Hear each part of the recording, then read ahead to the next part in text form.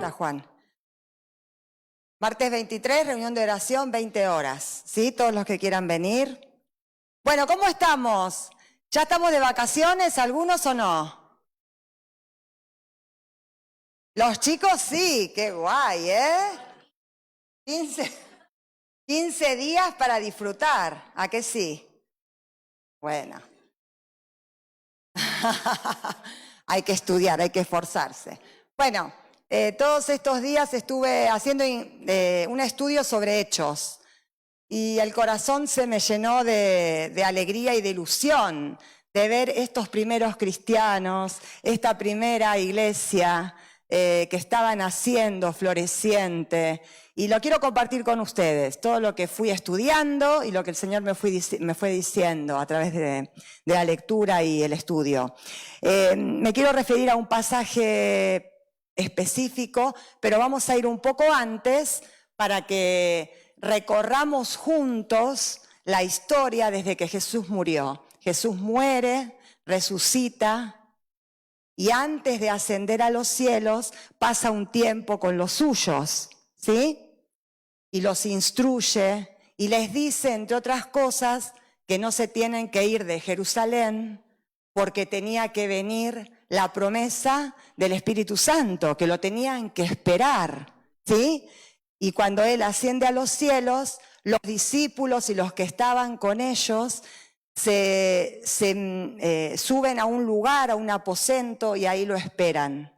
Y llega el momento en Pentecostés, que era 50 días después de la Pascua, que el Espíritu Santo viene y se derrama sobre ellos de una manera impresionante y los pone a tope, ¿sí? A los discípulos, para salir a cumplir con lo que Jesús les había mandado. Ir por todo el mundo y predicar el Evangelio a toda criatura. Y no solo predicar el Evangelio, sino después, cuando se convertían, ¿qué tenían que hacer? Tenían que enseñarles y bautizarlos, ¿sí?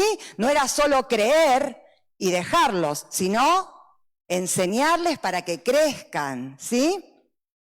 Entonces se vieron envueltos en esa tarea llenos de gozo los discípulos. Vamos a ir leyendo, vamos a Hechos 2 para ver lo que nos dice. Hechos 2:37.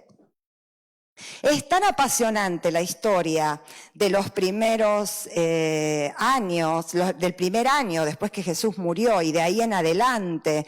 Dice que los discípulos predicaban con tanto denuedo y la gente al oír esto dice que se compungieron de corazón y dijeron a Pedro y a los otros apóstoles: varones hermanos, ¿qué haremos? Y Pedro les dijo: arrepentíos y bautícese cada uno de vosotros en el nombre de Jesucristo para perdón de los pecados y recibiréis el don del Espíritu Santo. ¿Sí? Y dice en el 41, así que los que recibieron la palabra fueron bautizados y se añadieron aquel día como 3,000 personas y perseveraban en la doctrina de los apóstoles, en la comunión los unos con los otros, en el partimiento del pan y en las oraciones.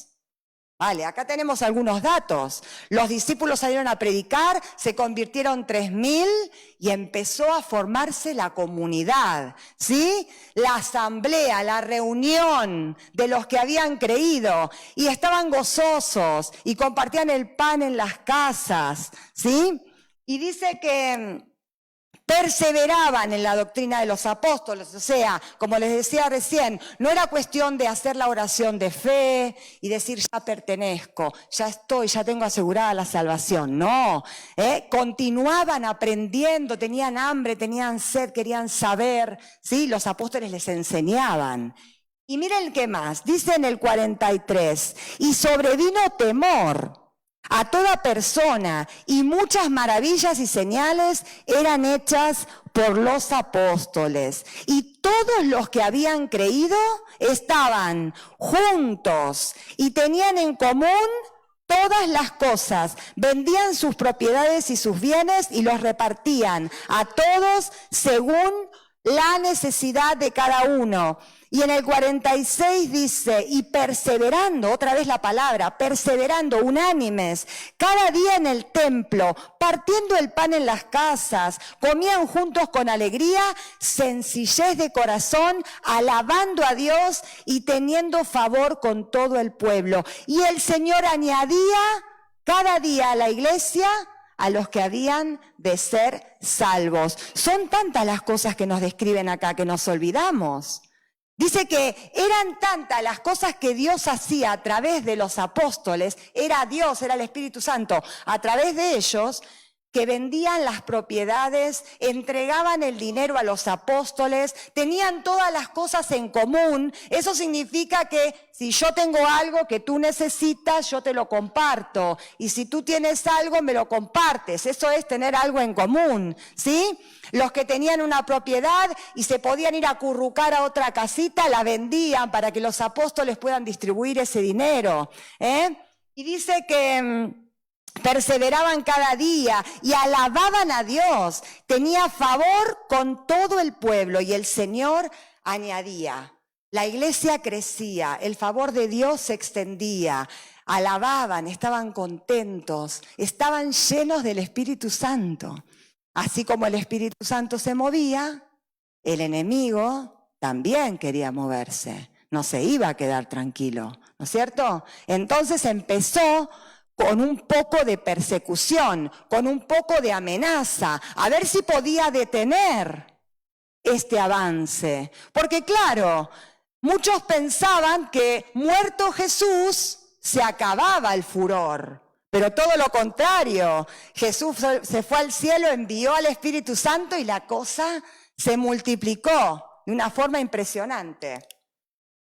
Y entonces vamos a Hechos 4, avanzamos un poquito, vamos a ver Hechos 4 del 1 al 4, dice, hablando ellos al pueblo, vinieron sobre ellos, o sea, los discípulos, ¿no? Vinieron sobre ellos los sacerdotes con el jefe de la guardia del templo y los saduceos, resentidos de que enseñasen al pueblo y anunciasen en Jesús la resurrección de los muertos. Nosotros sabemos que los saduceos eran un grupo, una secta parecida a los fariseos. Estos estaban a cargo del cuidado del templo y estos no creían en la resurrección. Entonces estaban con una bronca impresionante porque los discípulos hablaban acerca de la resurrección de Cristo, porque sin resurrección de Cristo de nada sirve lo que podían decir, ¿no? Que Cristo haya resucitado es el triunfo mayor, porque si no hubiera sido un buen hombre, hubiera sido un buen profeta, pero que Dios le haya levantado de muertos y ahora viva y haya enviado al Espíritu Santo, es el mensaje más glorioso que podían predicar. Entonces, en el 2 dice, resentidos de que enseñasen al pueblo y anunciasen en Jesús la resurrección de los muertos, les echaron mano. Ya empezamos, ¿no? Y los pusieron en la cárcel hasta el día siguiente, porque ya era tarde. Metieron a Pedro y a Juan. Resulta que Pedro y Juan habían orado por un cojo y se había sanado. Y ellos estaban muy disgustados, los sacerdotes, los saduceos, muy disgustados de este milagro que se había hecho. Entonces los cogieron y los metieron en la cárcel. Y como era de noche, no podían decidir nada sobre ellos. Tuvieron que esperar hasta el día siguiente. Y al día siguiente, vamos al versículo 18, vamos a ver lo que decidieron, porque ellos salieron, hablaron, ¿qué haremos con estos? Y en el 18 dice, y llamándoles, les intimaron que en ninguna manera hablasen ni enseñasen en el nombre de Jesús. Mas Pedro y Juan respondieron diciéndole, juzgad si es justo delante de Dios obedecer a vosotros antes que a Dios, porque no podemos dejar de decir lo que hemos visto y oído. Los amenazaron. No los vamos a meter en la cárcel, también tenían miedo las autoridades judías, porque el pueblo estaba con ellos, estaba a favor de ellos. Entonces tenían que ir, los meto un poquito en la cárcel y los libero, porque se me viene todo el pueblo, porque el pueblo estaba a favor de la predicación del Evangelio. Entonces, Todo iba bien, se añadían los que tenían que ser salvos, gozo, comunión, la iglesia se empezaba a formar, tenían todo en común, pero el enemigo, cuando las cosas van bien, también quiere participar, ¿sí? Y empezó con un poco de amenaza, unos días en la cárcel, y a ver si les meto miedo. Pero no resultó. No resultó para nada. Vámonos al 4:32. Vamos a ver cuál fue el resultado de todo esto. Y la multitud de los que habían creído eran de un corazón y un alma, y ninguno decía ser suyo propio nada de lo que poseía, sino que tenían todas las cosas en común. Y con gran poder los apóstoles daban testimonio de la resurrección de Jesús. Y abundante gracia sobre todos ellos. Así que no había entre ellos ningún necesitado, porque todos los que poseían heredades las vendían y traían el precio de lo vendido y lo ponían a los pies de los apóstoles y se repartía según la necesidad. Entonces el ambiente nada detenía este ambiente de crecimiento, de unidad.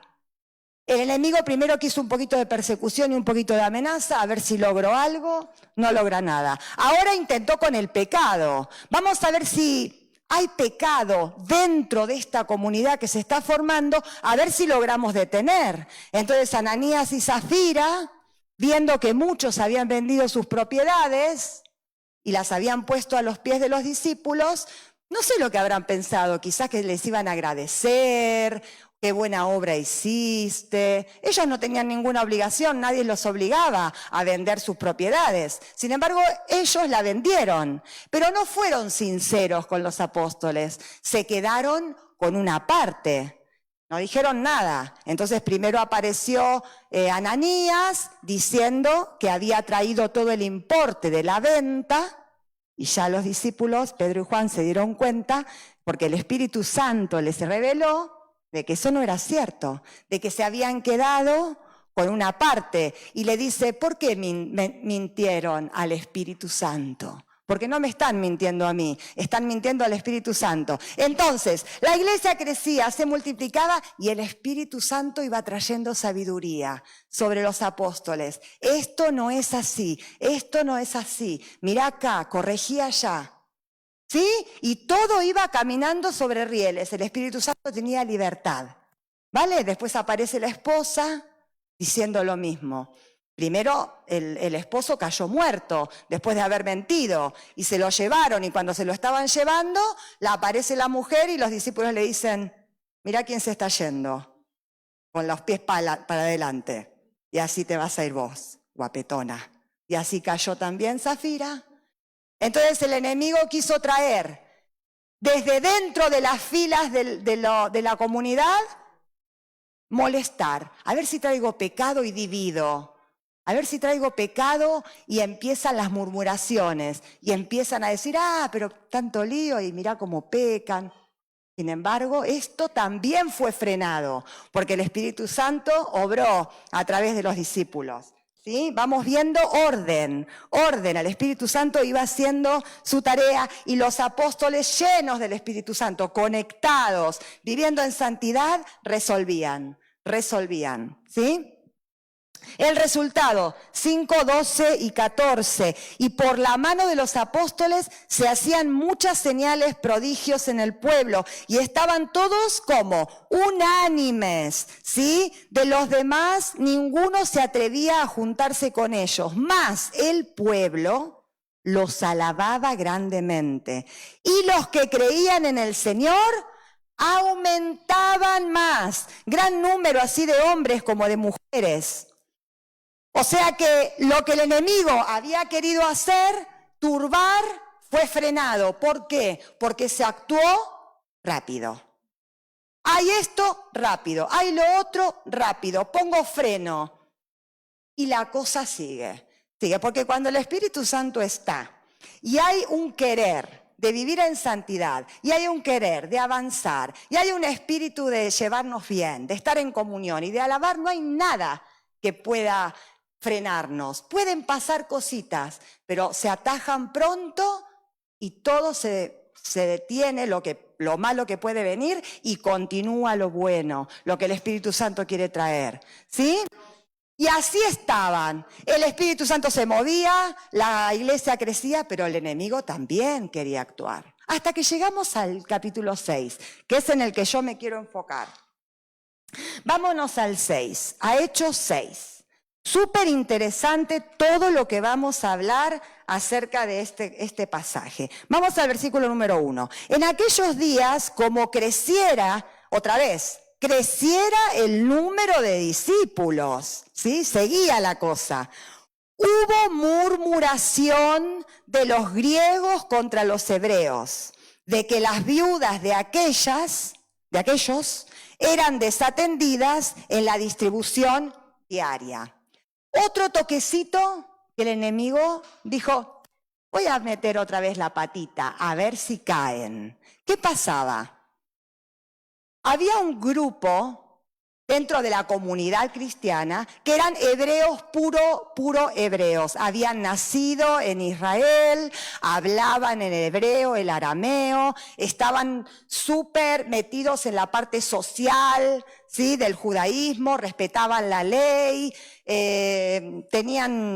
estaban de lleno en la comunidad. Y había otro grupo, eran griegos. Eran griegos porque habían nacido fuera de Israel, habían nacido en el exilio. ¿Se acuerdan cuando el pueblo de Israel, tanto el norte como el sur, fueron llevados cautivos, el norte por los asirios y el sur por los babilonios? Bueno, cuando ambos, que eran un solo pueblo, pero divididos en dos, se fueron, del pueblo del norte prácticamente no regresó nadie a su tierra, pero los del sur, que se fueron a Babilonia, los que hicieron el seminario, más vale que se estén acordando de todo esto, porque nos costó un año para que lo... Bueno, los del sur, que se habían ido a Babilonia, solo volvieron 50.000 con Zorobabel, y se habían ido muchos, ¿sí? Quiere decir que muchos se quedaron a vivir en otras tierras, hicieron su vida y pasaron generaciones. Muchos vivieron en Grecia, otros en Irán, en Turquía, en Egipto, pero llegado un momento de sus vidas, decidieron regresar a su tierra. Eran hebreos, nacidos de padre y madre judíos, solo que habían vivido toda su vida en otro país. Entonces, ¿qué puede pasar? El idioma, quizás no dominaban el arameo y el hebreo, lo hablaban muy así, no estaban tan familiarizados con las leyes, eran tratados como judíos de segunda. Estos son judíos, pero es como si una persona argentina vive toda su vida en Inglaterra y cuando es mayor quiere volver a su tierra. Claro, toda la vida hablando inglés, está bien que el idioma cuesta perderlo, pero bueno, hay cosas, modismos que lo van a perder, pero es tan argentino como cualquiera que vive en Argentina, ¿no? Solo que vivió toda su vida en Inglaterra. Puede ser que algunas cosas las haya perdido, pero tienen los mismos derechos que cualquier argentino, ¿sí? En este caso pasaba lo mismo. ¿Qué pasó? Los griegos, que en realidad eran hebreos, pero habían nacido fuera, se estaban quejando, pero se estaban quejando porque estaban muy disgustados. Eran un grupo grande, interesante, y decía que sus viudas, las viudas griegas, no estaban siendo tan bien atendidas como las viudas hebreas. No sabemos por qué. No sabemos si era por el tema del idioma, no sabemos qué pasaba ahí. La ley judía tenía mucha atención con las viudas, con los huérfanos, con los pobres. La ley judía se ocupaba mucho, pero estas pertenecían ya a la comunidad cristiana. Entonces, ¿quiénes se tenían que ocupar de ellas? Los cristianos. No, hablamos de las viudas, pero también podían ser viudos, ¿no? Hombres que estarían solos. Pablo habla de los viudos, que la iglesia tiene que atender a las viudas y a los viudos que de verdad lo son, aquellos que están solos y no tienen hijos, ¿sí? Aquellos que tienen hijos, los hijos se tienen que hacer cargo. En este caso eran mujeres u hombres que estaban completamente solos. ¿Y cómo era el tema? Había unas mesas diarias donde se repartía alimentos. También si había gente que vendía sus propiedades, llevaba su dinero y lo donaba. Entonces había una gran responsabilidad, ser equitativos, ser responsables, tener el dinero, saber distribuirlo, ¿sí? O sea, era una posición importante y estaba siendo mal atendido. No sabemos por qué. Algunos comentaristas dicen que podía haber un poco de picaresca, si eran personas hebreas las que estaban al cargo de esta tarea, que atendieran mejor a los suyos, o se hicieran como, no entendemos, ¿cómo habla hebreo? Ah, no, bueno, lo siento, ¿no? Un poquito de picaresca, no me estás hablando bien, no te atiendo, no sabemos por qué, pero hubo una gran murmuración por parte de estos griegos. Y vamos a ver qué pasó, cómo reaccionaron los apóstoles en esta metida de pata un poquito del enemigo, a ver si podía tumbar tantas cosas buenas que estaban pasando dentro de la comunidad. Vamos al versículo número 2.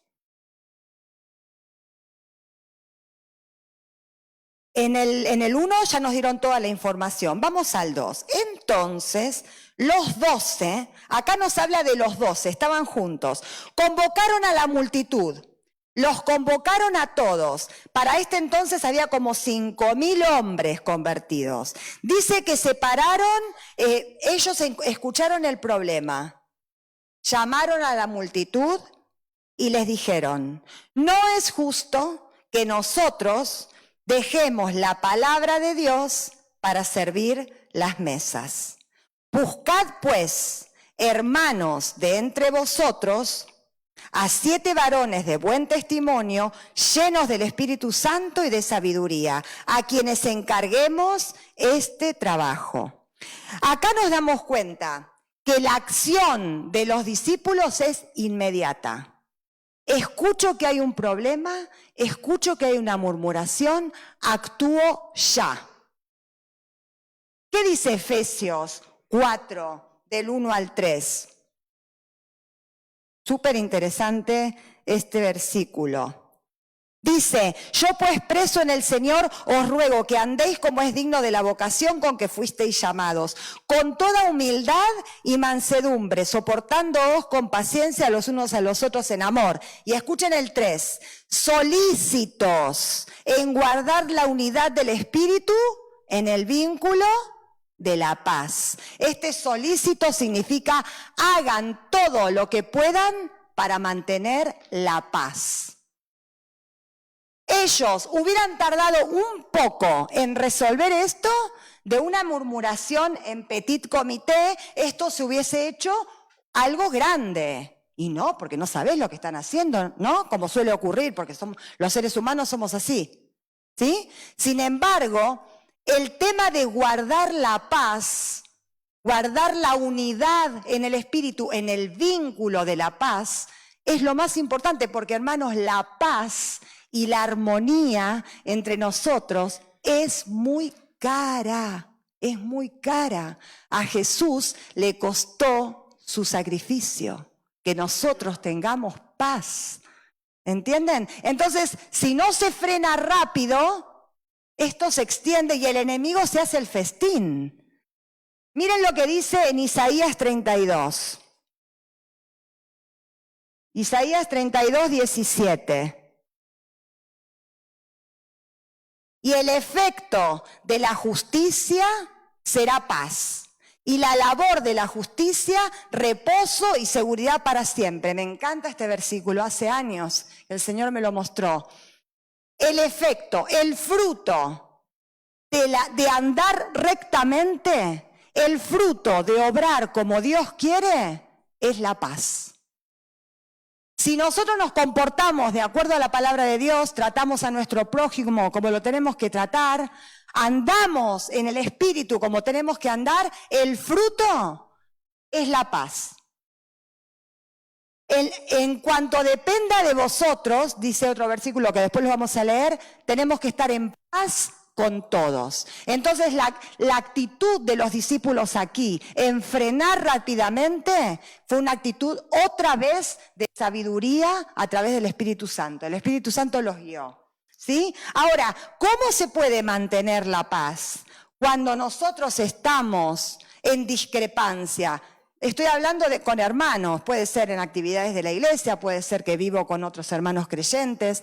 Mantener el vínculo de la paz es fundamental para la convivencia, para la armonía. Si yo no estoy de acuerdo con algo, puedo tomar algunos caminos. Uno, me cierro, no hablo con nadie. Con las personas que tengo esta discrepancia ya no les hablo.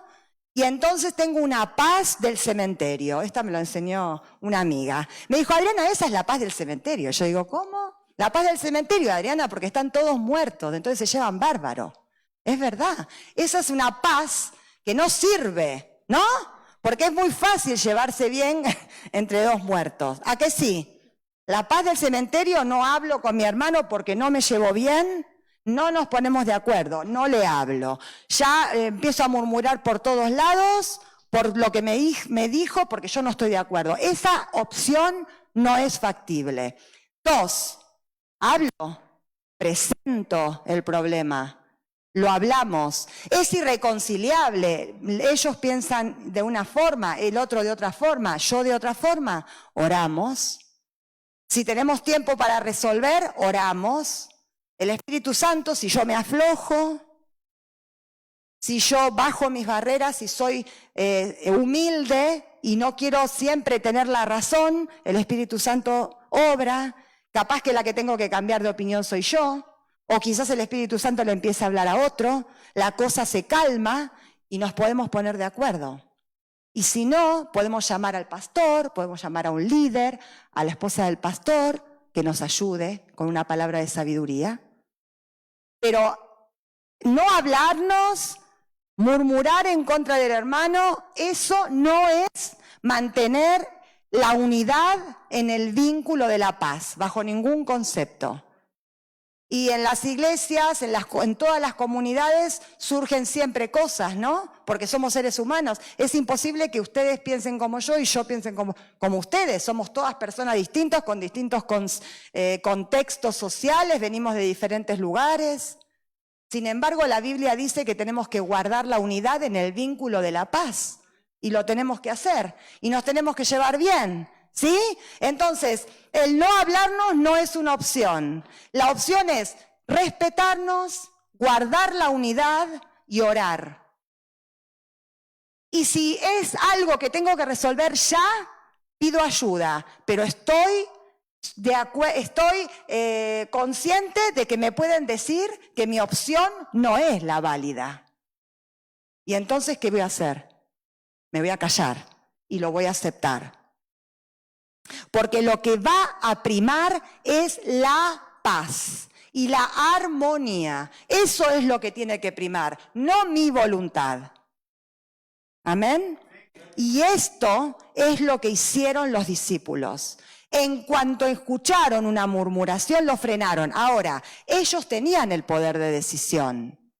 Ellos tenían el poder de decisión, porque ellos eran los discípulos. Pero hay veces que somos un grupo de iguales, en que ahí nadie lidera y somos iguales y nos tenemos que poner de acuerdo. Y bueno, todos tenemos al Señor. Tendremos que bajar. Miren, cuando la carne quiere mandar, no nos vamos a poner nunca de acuerdo. Ahora, si todos morimos la carne, que no tiene nada que hacer, tiene que morir, y si empieza a brotar el Espíritu Santo, nos vamos a poner de acuerdo. Porque uno va a ceder, el otro también, pero de buena manera, ¿eh? No, hagan lo que quieran, hagan lo que se les antoja. No. Porque eso es la paz del cementerio. La paz del cementerio entre nosotros no puede existir. Entre nosotros tiene que existir comunión, unidad en el vínculo de la paz. Amén. Muy bien. Entonces, en Mateo 5:9, voy a ir rápido, Mateo 5:9 nos dice en las bienaventuranzas, nos dice, bienaventurados los pacificadores, porque ellos serán llamados hijos de Dios. ¿Sí? Vamos a Romanos 12:8. Dice, si es posible en cuanto dependa de vosotros, estad en paz con todos los hombres. Es un mandato, estad en paz, ¿vale? Muy bien, volvemos al pasaje de Hechos y ya lo resolvemos. Vamos a resolver lo que pasó. Dice entonces, volvemos a leer en el versículo 2. Me encanta, porque dice que los discípulos no fueron a decir, a ver quién tiene razón, a ver ustedes griegos, ¿qué dicen? Cuéntenme.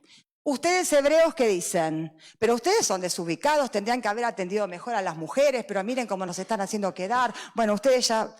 No, cero. Convocaron a todos y les trasladaron a todos la responsabilidad. Me van a buscar varones de entre vosotros. Póneme, chiquila, el 3. Varones de entre vosotros. O sea, las personas que van a servir tienen que ser creyentes. No pueden ser inconversos. Un inconverso nos puede acompañar, ¿sí? Ay, tengo una amiga que quiere venir a la iglesia. Bueno, pero la que tiene el cargo de servicio, ¿quién es? Yo. Entonces, soy yo. ¿Sí?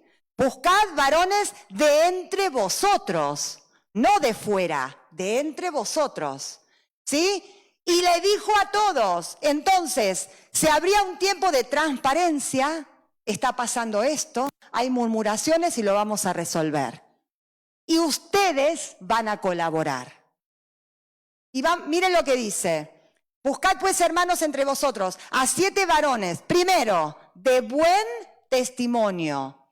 Segundo, llenos del Espíritu Santo y de sabiduría, a quienes encarguemos este trabajo. Entonces, tenían que ser creyentes de esa congregación, llenos del Espíritu Santo, con buen testimonio y llenos de sabiduría, y responsables, porque acá dice que les iban a encargar un trabajo. Ahora, la palabra servir las mesas y la palabra ministrar la palabra es la misma. El servicio es el mismo. Las habilidades son diferentes. Servir las mesas, atender, manejar el dinero, requiere ciertas habilidades. Y predicar la palabra, enseñar y aconsejar es una tarea enorme, pero también es un servicio. Y tiene otras habilidades, requiere otras habilidades. Ambas son importantes. Los apóstoles no podían dejar de predicar la palabra para atender las mesas. Ante semejante multitud tenía que haber gente preparada para hacerlo, porque ellos tenían impuesta necesidad de predicar el evangelio y tenían que estar tranquilos de que ese área esté perfectamente atendida. ¿Entienden, hermano? No es que los discípulos estaban menospreciando, no podemos dejar el ministerio para atender las mesas, para nada. Nosotros tenemos el ministerio de predicar y hay otro que tendrá el ministerio de servir. Ambos son importantes, muy. Por eso necesito gente llena del Espíritu Santo, necesito gente llena de sabiduría, de buen testimonio y responsable. ¿Sí? Ahora, estas características son para todo lo que tengamos que hacer en el Señor. Para todo. Para todo. Yo no puedo venir a servir a Dios, que es Él sirviendo a través mío, cuando no tengo un buen testimonio, cuando no soy una persona íntegra, cuando por fuera me están criticando que soy de una manera, pero acá soy santa. Yo tengo que tener una sola manera de vivir, que somos pecadores, todos lo somos. Y no hay condenación en Cristo, no la hay. Si caigo, Dios me perdona si me arrepiento. Pero la persona de buen testimonio tiene que querer vivir como a Dios le agrada. Y también tiene que estar llena del Espíritu Santo. ¿Qué es estar lleno del Espíritu Santo? Dejar que el Espíritu Santo se manifieste a través nuestro. Estar lleno del Espíritu Santo son manifestaciones. El gozo, la alabanza, la alegría, el estar en común. Por más que tengamos problemas, podemos estar llenos del Espíritu Santo. Y así vamos a encarar cada cosa en nuestra vida. y estar llenos de sabiduría. El conocimiento que tengo lo sé aplicar a las situaciones que me tocan vivir. Sirva una mesa o predique la palabra y aconseje. Si yo conozco mucho de esto, pero después no lo vivo, quiere decir que tengo un conocimiento, pero que no soy sabia, porque no lo puedo aplicar en mi vida diaria. Entonces, estas palabras que yo estoy diciendo, a mí el Señor me habló mucho con respecto a esto, porque sea lo que sea que estemos haciendo en la iglesia, no podemos aspirar a menos que tener buen testimonio, estar llenos del Espíritu Santo, llenos de sabiduría y responsables para la tarea que tengamos que hacer, sea lo que sea. Y miren lo que dice en el último versículo. Dice en el 6, esperen, me olvidaba. En el 5, agradó la propuesta a toda la multitud. O sea, cuando la multitud se vio con la responsabilidad de buscar gente con estas características, estaban incluidos los apóstoles, el Espíritu Santo los guió para hacerlos a todos partícipes. Y dice que les encantó eso y eligieron a 7. ¿Y saben qué?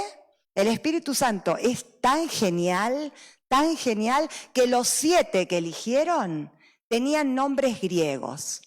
Esteban, Felipe y toda la lista que tenemos aquí.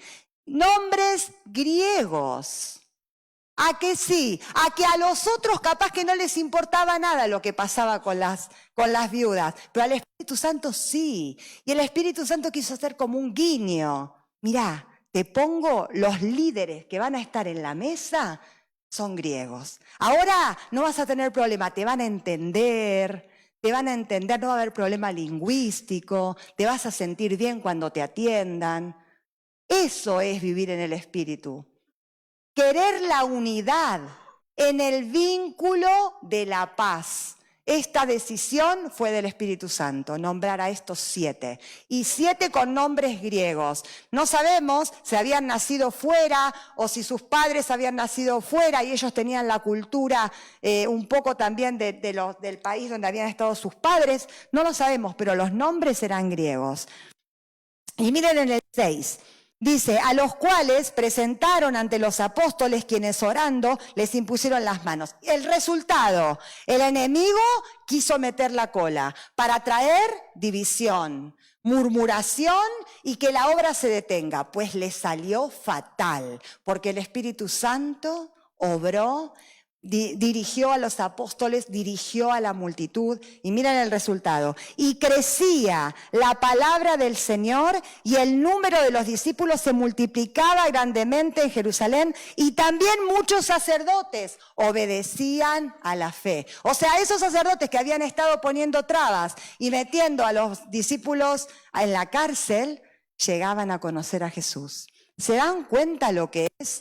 Cuando dejamos correr el río del Espíritu Santo en medio nuestro, en nuestra vida y a través de nosotros. Yo no sé, pero a ustedes no les impulsa un gozo leer todo esto. No les impulsa unas ganas de vivir en comunidad. Hermano, ¿qué necesitas? Te ayudo, oro por vos, favorecer lo que mi hermano quiere, no querer salirme con la mía. Eso va a redundar en crecimiento, porque la gente de afuera va a decir, yo quiero estar acá, yo quiero estar en este lugar, ¿sí? El Espíritu Santo pueda manifestarse a través tuyo y a través mío. Mi carne muerta y Él en mí, para que todos puedan creer. Amén.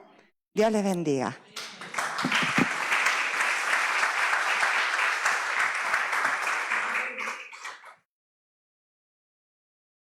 Aleluya, gracias por la palabra que nos anima, que nos alienta, nos exhorta a vivir en la voluntad de Dios, amando, soportando. Yo siempre pensé, cuando la palabra de Dios nos dice que tenemos que anunciar las virtudes de aquel que nos llamó de las tinieblas a su luz admirable, siempre hablamos bien de Jesús, ¿no? Qué fácil es hablar bien de Jesús, pero ¿cómo hablamos de la iglesia? Porque la iglesia es el cuerpo de Cristo. No podemos separar, ¿no? Yo no puedo amar a mi esposa y hablar bien de su cabeza y mal de todo lo demás. O no, me mata, ¿no? Divorcio asegurado. Qué hermoso es que podamos hablar de las virtudes de la iglesia, de las virtudes del cuerpo de Cristo y de las virtudes del Señor. Amén. Justo hoy estaba estudiando un poco la vida de Ignacio de Antioquía, de Policarpo y de las 7 cartas que envió Ignacio de Antioquía. Justo estaba yendo de camino a morir en Roma y él le escribe a la iglesia en Roma y sabía que estaban ahí como peleando para que no lo maten, ¿no? A Ignacio. Y él pide, por favor, dejen de hacer lo que estaban haciendo. Yo quiero dar mi vida por Jesús. Y si tiene que ser a las fieras, porque al final lo enviaron al Coliseo y ahí estuvo y se lo comieron las fieras. Y dicen los historiadores que Ignacio se lanzó hacia las fieras para que se lo coman antes, porque él se quería ir con el Señor. Qué pasión, ¿no? Qué pasión de nuestros hermanos. A ver si se nos contagia un poco, y tenemos esta pasión para predicar el Evangelio y amarnos entre nosotros. ¿Saben qué lindo va a ser cuando nos apasionemos por amarnos entre nosotros? Tela, ¿no? La gente va a querer llegar porque van a decir, ¿qué le pasa a esta gente que se quieren tanto? ¿No? Y yo quiero que me quieran así también, ¿no? Y a ver, podemos cantar de yo quiero tener 1.000.000 de amigos. Amén. Así que bueno, mis queridos hermanos, mañana tenemos tarde de evangelismo, vamos a venir, vamos a darlo todo para que la gente pueda conocer a Jesús. El domingo tenemos un domingo especial, así que no faltemos, pero ya saben, la gente que viene por primera vez, el que no conoce a Jesús, tiene la prioridad, ¿sí? Así que le damos el lugar, le cedemos el lugar. Y dice, bueno, si nos toca estar un ratito de pie, no importa, nos estamos un ratito de pie con tal de poder ser buenos anfitriones. Amén. Gracias, Padre, por tu palabra. Queremos cumplirla, ponerla por obra. Señor, enséñanos a amarnos, enséñanos a amarte amándonos, para que muchos puedan conocerte, para que tu presencia, Señor, sea notoria en medio del amor, en medio de los milagros, del poder del Espíritu Santo en tu casa. Bendecimos, Señor, cada congregación en Barcelona, en Cataluña, en España, Señor, en el mundo entero, allí donde hay hermanos que te aman. Que tu presencia sea notoria en medio de cada congregación. Gracias, Señor, por tu amor. Acompáñanos a nuestros hogares. En el nombre de Jesús. Amén y amén. Mis queridos, Dios los bendiga. Dios mediante, nos vemos mañana y nos vemos también el domingo en este lugar.